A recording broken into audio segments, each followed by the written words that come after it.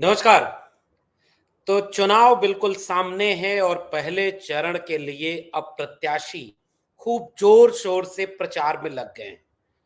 सत्ताधारी दल भारतीय जनता पार्टी भी अपने ढंग से प्रचार कर रही है और विपक्षी दलों का गठबंधन इंडिया अलायंस भी अब सीधे मैदान में उतर चुका है। लेकिन इस बीच उत्तर प्रदेश को लेकर के एक बड़ी अपडेट आ रही है। उत्तर प्रदेश को लेकर के एक चर्चा पश्चिमी उत्तर प्रदेश में खासी तेज हो गई है। पश्चिमी उत्तर प्रदेश जहां की पहले चरण के 8 जिलों में वोटिंग होनी है। 19 अप्रैल को मतदान होगा। 17 अप्रैल तक चुनाव प्रचार किया जाएगा और आज से लगभग 9-10 दिन बचे हुए हैं।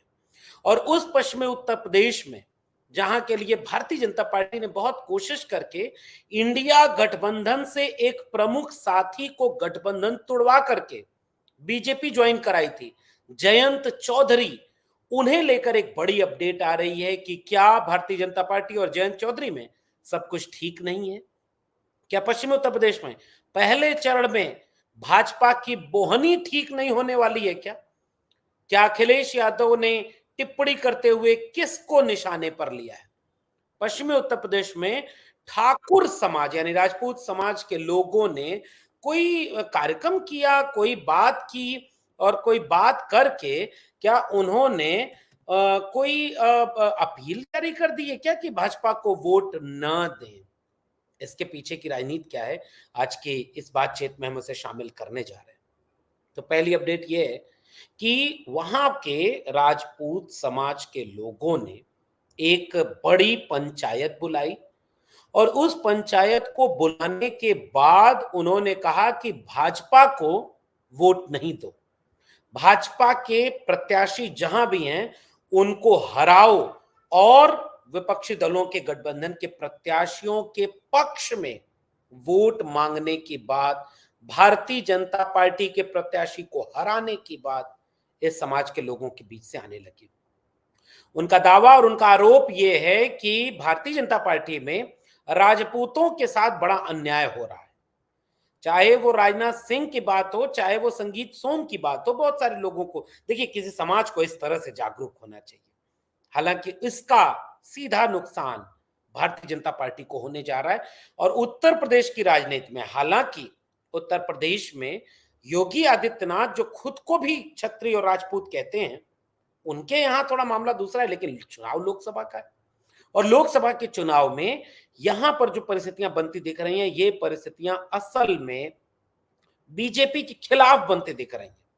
और यह वो वोट देने वाला तबका है जो एक मुश्त सीएसडीएस का आंकड़े अगर देख लें आप, तो लगभग 90% तक वोट 2022 के चुनाव में बीजेपी को दिया था। 2019 के चुनाव में भी उसका लगभग 85-90% वोट जो है बीजेपी को मिला था। और 2024 में भी ये माना जा रहा था कि समाज का अधिकांश वोट बीजेपी को पड़ सकता है और पड़ेगा। तो एक ये अपडेट है जिसकी वजह से भारतीय जनता पार्टी परेशान है, बेचैन है। वहीं दूसरा अपडेट जयंत चौधरी से जुड़ा हुआ है। और जयंत चौधरी क्या बीजेपी में जब गए तो क्या इसी दिन के लिए गए कि संयुक्त रैलियां जो हों, उनके अपने प्रत्याशियों के बीच जो रैली हो, जो चुनाव प्रचार हो, उसमें योगी और मोदी के बीच जयंत चौधरी नदारद हो जाए, वो दिखे ना? क्या चल रहा है इसके पीछे? क्या है कहानी इसके पीछे? आज इस पर थोड़ा विस्तार में बात करेंगे। जितना गलियारों में चर्चा है, जितना लोगों के बीच सुख बुगाहट है, इसे देखने और समझने की जरूरत है। तो चर्चा यह है कि पहली रैली जो मेरठ में हुई, उस रैली में तो एनडीए की रैली की तरह उसे देखा गया और प्रधानमंत्री नरेंद्र मोदी ने ओम प्रकाश राजभर, संजय निषाद, अनुप्रिया पटेल के साथ नए नए साथी बने। अपना दिल और दल दोनों बीजेपी को हार गए। अपने दादा आदरणीय चौधरी चरण सिंह जी को, उनकी छवि को नरेंद्र मोदी जी में छवि देखने वाले जयंत चौधरी उस मंच पर थे और एक अच्छा मंच सजा था, जिसमें प्रधानमंत्री भी हैं, जिसमें मुख्यमंत्री भी हैं, जिसमें घटक दलों के सारे लोग हैं, सबका भाषण होता है, बड़ा सम्मान, बड़ा कुछ होता है। और उससे ये संदेश देने में वो लोग कामयाब होते हैं कि एनडीए उत्तर प्रदेश में चुनाव लड़ रहा है। लेकिन जैसे ही चुनाव प्रचार थोड़ा आगे बढ़ता है, तमाम जगहों से और इवन वहां के लोग तो ये बता रहे हैं कि बैनर पोस्टर तक से वहां गायब दिखते हैं जयंत चौधरी। और जयंत चौधरी इस बात से नाराज दिखाई दे रहे हैं, नाराज बताए जा रहे हैं कि जयंत चौधरी को लेकर के अब यहां पर जो दिख रहा है वो ये दिख रहा है कि वह अंदर अंदर बीजेपी से नाराज बताए जा रहे हैं। बीजेपी से नाराज जयंत चौधरी इस बात को लेकर के परेशान हैं, बेचैन हैं कि क्या इनसे इसी दिन के लिए गठबंधन किया गया था? क्या उनसे इसी बात के लिए गठबंधन किया गया था कि उनको जो है पर्याप्त सम्मान नहीं मिलेगा, उनको चुनाव प्रचार में साथ नहीं ले जाएंगे? क्या प्रधानमंत्री नरेंद्र मोदी जी जब अब चुनाव प्रचार कर रहे हैं पश्चिमी उत्तर प्रदेश में, या योगी जी चुनाव प्रचार कर रहे हैं, तो उस पश्चिमी उत्तर प्रदेश को जिसके लिए बीजेपी ने ये रणनीति बना ली है कि किसान आंदोलन के पूरी नाराजगी को केवल जयंत चौधरी के बहाने, जयंत चौधरी के भरोसे बीजेपी डाइल्यूट करना चाह रही है कि किसानों के आंदोलन से बीजेपी को कोई नुकसान ना हो, इस बात को लेकर के बीजेपी बहुत सजग है। इसीलिए आप देखेंगे कि कुछ ऐसा बड़ा किया, क्योंकि ये सामान्य गठबंधन नहीं था जो जयंत चौधरी और समाजवादी पार्टी के भीतर था।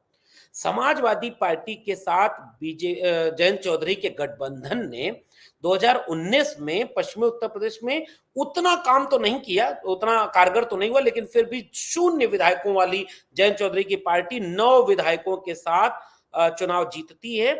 लेकिन उससे बड़ी बात यह होती है कि 9 विधायक होने के बावजूद अपने से 3 गुना विधायकों का समर्थन समाजवादी पार्टी से दिलवाकर समाजवादी पार्टी के राष्ट्रीय अध्यक्ष अखिलेश यादव जी ने जयंत चौधरी जी को राज्यसभा भेजा था। और ये यकीन, ये भरोसा कि हम गठबंधन तोड़ेंगे नहीं, हम साथ रहेंगे। जयंत चौधरी जी इस बात के लिए कटिबद्ध थे, वो बार बार कहते भी थे कि चवन्नी तोड़े ही पलट जाऊंगा। जयंत चौधरी के साथ एक अच्छा तालमेल बन गया था, राज्यसभा भेज दिया था अखिलेश यादव जी ने, और इस लोकसभा के लिए सीटें बंटवारा हो गया था कि 7 सीटें जयंत चौधरी को दी जा रही थी। हालांकि जयंत चौधरी का यह आरोप था कि नहीं, उसमें से 3-4 कैंडिडेट तो समाजवादी पार्टी के थे जो अरेली के टिकट पर लड़ रहे थे, और हमारे तो 3-4 ही थे। लेकिन बीजेपी के साथ वो चले गए और समाजवादी पार्टी के साथ गठबंधन तोड़ दिया और केवल 2 सीटों पर मान गए, 2 मंत्री बना दिए गए उत्तर प्रदेश सरकार में। लेकिन इसके बाद बीजेपी ये चाहती थी, और चौधरी चरण सिंह जी को भारत रत्न दे करके नरेंद्र मोदी और बीजेपी एनडीए ये कोशिश कर रही थी कि पश्चिमी उत्तर प्रदेश में जाट बेल्ट और किसान बेल्ट में बीजेपी अपना जनाधार मजबूत कर ले। इसके लिए बीजेपी ने एक कोशिश यह भी की कि ब्रजभूषण शरण सिंह, जिसको लेकर के जाटों में बड़ी नाराजगी है, जाट समाज चाहे वो पश्चिमी उत्तर प्रदेश का हो, चाहे वो कहीं का पूरे देश का हो, वह जब पहलवान बेटियां आंदोलन कर रही थीं तो वो ब्रजभूषण शरण सिंह पर गंभीर आरोप लगा रही थीं।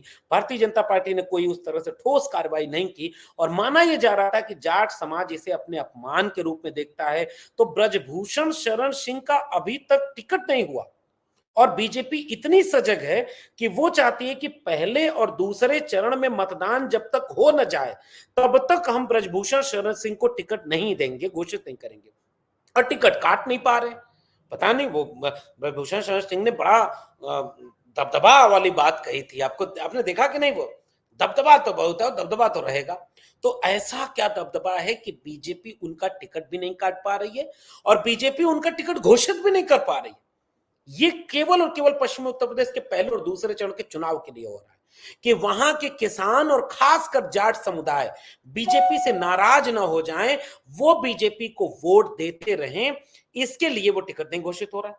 लेकिन इस बीच में खबर ये आ रही है कि पश्चिमी उत्तर प्रदेश के जाटों के बीच इस बात की नाराजगी आ रही है कि भाई, आप हमारा इतना बड़ा नेता और इतने बड़े नेता को बीजेपी वह सम्मान नहीं दे रही है जिस सम्मान के हकदार वो लोग थे, जिस सम्मान को वो चाहते थे कि वो सम्मान हो, मिले, जिस सम्मान को लेकर के वो बीजेपी की तरफ गए। एक बड़े नेता हैं, चौधरी चरण सिंह के पोते हैं, चौधरी अजीत सिंह के बेटे हैं, लेकिन जयंत चौधरी को वह सम्मान बीजेपी नहीं दे रही है। कैंपेन में उन्हें अपने साथ नरेंद्र मोदी जी ले नहीं जा रहे हैं, वो अपने प्रत्याशियों का भी प्रचार नहीं कर पा रहे हैं। हालांकि जब आप ये वीडियो देख रहे होंगे तब आपको कुछ दिन में सूचना मिल जाएगी कि जयंत चौधरी खुद अब अपनी रैली बना करके कैंपेन में जाएंगे। कुछ कुछ रैलियां उन्होंने की भी हैं, लेकिन अंदर खाने की सुगबुगाहट बड़ी बदल रही है और उसमें एक बहुत अहम सीट है। अगर उस सीट के बारे में आप सब जानते होंगे तो आप जानते होंगे कि वो सीट का नाम है मुजफ्फरनगर।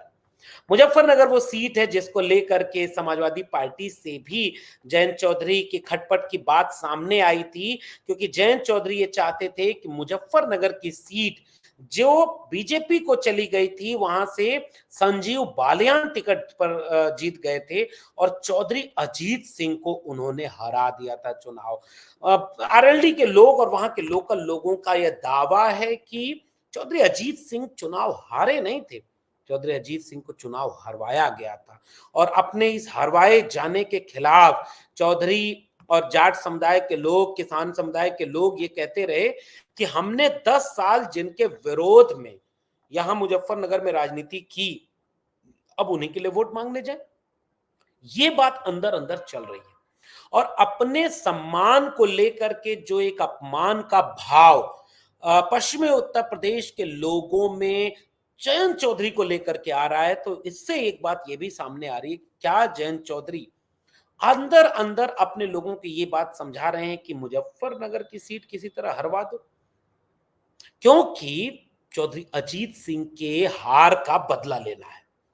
क्योंकि चौधरी अजीत सिंह दरअसल चुनाव हारे नहीं थे, उन्हें जानबूझकर गलत तरीके से मशीनरी का दुरुपयोग करके जबरदस्ती चुनाव हराया गया था।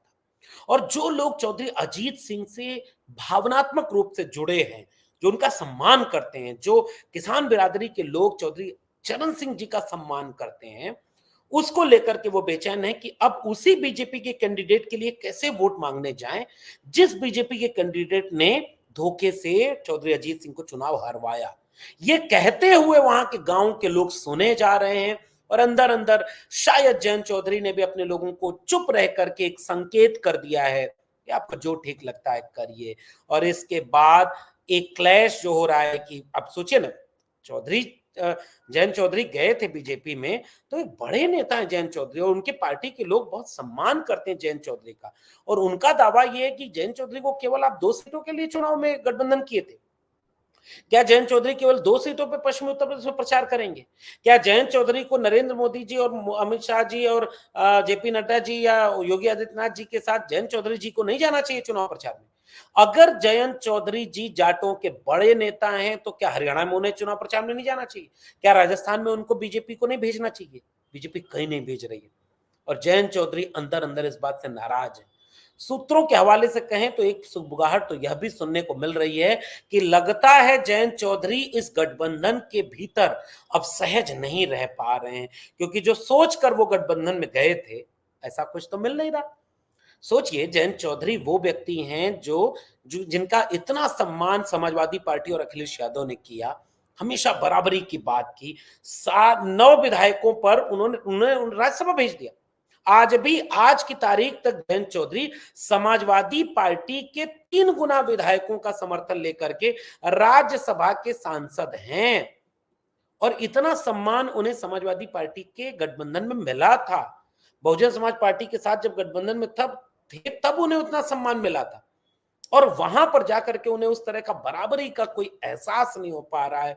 तो अंदर खाने कई तरह की बातें चल रही हैं और एक बात तो यह भी चल रही है कि भारतीय जनता पार्टी के प्रदेश अध्यक्ष हैं भूपेंद्र चौधरी, जो जाट नेता हैं, और उनको भी भीतर भीतर ये लगता है कि अगर जयंत चौधरी जाटों के नेता बन जाएंगे तो उनका अपना जनाधार भी खिसक जाएगा। इसलिए प्रदेश की भारतीय जनता पार्टी की इकाई भी उस तरीके से जयंत चौधरी को सम्मान नहीं दे पा रही है जिस सम्मान को सोच करके जयंत चौधरी ने इंडिया गठबंधन को छोड़ करके अपना दिल हार दिया था बीजेपी के हाथ में। और इस सब को लेकर के ये माना जा रहा है और अखिलेश यादव जी ने एक टिप्पणी कर दी आज अपने सोशल मीडिया अकाउंट एक्स पर, लिखा कि यह जो गठबंधन हो रहा है यहां तो ऐसा लगता है कि सम्मान है ही नहीं, और सम्मान जब है नहीं तो उस सम्मान के न रहने के बाद वहां पर होगा क्या? और उस तरह से चीजें ऐसी चल रही हैं वहां पर कि उस सम्मान के न रहने पर ऐसा लगता है कि बोहनी ही खराब होने जा रही है, बोहनी ही खराब होने जा रही है। और इस तरह के कई चीजें वहां पर लोगों के बीच चल रही है। वो कह रहे हैं कि भाजपा की घोषित संयुक्त रैलियों में जो जितने दल हैं गठबंधन के वो अपनी जगह नहीं बना पा रहे हैं और अपमान का घूंट पी रहे हैं। यहां तक कि अपने प्रत्याशी के समर्थन में की जा रही रैली तक में भाग नहीं ले पा रहे हैं। इससे साफ जाहिर होता है कि वे लोग इस गठबंधन में सहज नहीं है, वो गांठ बंधन बन चुका है। अखिलेश यादव जी इस पर आरोप लगाते हुए कह रहे हैं कि ये गठबंधन अब गांठ बंधन बन चुका है और वो ये बात कहते हुए कह रहे हैं कि पश्चिमी उत्तर प्रदेश से में समाचार भर के लिए बचा हुआ ये गठबंधन, अब इस गठबंधन में भाजपा पश्चिमी उत्तर प्रदेश में हार मान चुकी है। 24 में बोहनी ही खराब हो गई है और पश्चिमी उत्तर प्रदेश में यह हार रही है भाजपा और उनके अपने इंडिया गठबंधन के प्रत्याशियों के आगे भाजपाइयों का गुट हथियार डाल चुका है। पश्चिमी यूपी भी कहे आज का नहीं चाहिए भाजपा। और इस तरह से अखिलेश यादव ने वह टिप्पणी करने में कोई मौका नहीं चूका कि हमने जिसे इतना सम्मान दिया वो आज वहां ऐसे लड़ रहे हैं। तो जो 8 जिले हैं पहले फेज में, चाहे वो कैराना हो, इकरा हसन एक बहुत मजबूत कैंडिडेट हैं, समाजवादी पार्टी के टिकट पर इंडिया गठबंधन से चुनाव लड़ रही हैं। खुद मुजफ्फरनगर से हरेंद्र मलिक जो एक बड़े नेता है, संजीव बालियान ने कोशिश जरूर की है। उन्होंने एक भाषण में कहा कि ये वही हरेंद्र मलिक हैं, ये वही पार्टी है जिसने चौधरी अजीत सिंह को मुख्यमंत्री नहीं बनने दिया, लेकिन ये वही संजीव बालियान है जिन्होंने चौधरी अजीत सिंह को धोखा से चुनाव हरवा दिया। ये बात जनता तक लोगों को अभी भी याद है। इसलिए वहां के लोकल आरएलडी के कार्यकर्ता भी मुजफ्फरनगर में भाजपा के प्रचार में नहीं जा रहे हैं और इसलिए वहां खलबली मची हुई है। तो मुजफ्फरनगर की सीट पर भी बीजेपी परेशान है। पीलीभीत की सीट पर इंडिया गठबंधन का प्रत्याशी मजबूत है। सहारनपुर में इमरान मसूद बहुत मजबूत चुनाव लड़ रहे हैं। इवन उसके आगे तमाम और जगहें हैं, जैसे और मुरादाबाद की सीटें हैं, वहां पर एक मजबूत प्रत्याशी है। बीजेपी कई जगह परेशानी में लग रही है। मैं ये दावा कतई नहीं करूंगा कि बीजेपी सब जगह चुनाव हार रही है, क्योंकि बीजेपी है, लेकिन यह जो पश्चिमी उत्तर प्रदेश का जाट फैक्टर था, चौधरी चरण सिंह, चौधरी अजीत सिंह और चौधरी जयंत चौधरी, इनके बीच बीजेपी अपनी दिल में जगह बना नहीं पाई। और जब इनके नेताओं के बीच के दिल में जगह नहीं बना पाई तो वहां के आम जाट और किसान लोगों के बीच में, किसान आंदोलन तो अभी स्मृतियों में खत्म नहीं हुआ होगा। किसान आंदोलन में शहीद हुए लोग भूले नहीं होंगे अपने शहीदों को। लखीमपुर खीरी के प्रकरण को लोग भूले नहीं होंगे। बीजेपी ने किसानों पर जितना अत्याचार किया इसको लोग भूले नहीं होंगे। और ये सारी बातें अगर एकजुट हो गई तो इस बात में कोई आश्चर्य नहीं कि वाकई पश्चिमी उत्तर प्रदेश से बीजेपी की बोहनी खराब हो जाए। आपका क्या मानना है इस पूरे प्रकरण पर नीचे कमेंट बॉक्स में जरूर बताइएगा। फिर मिलेंगे किसी और टिप्पणी के साथ, तब तक के लिए बहुत बहुत धन्यवाद।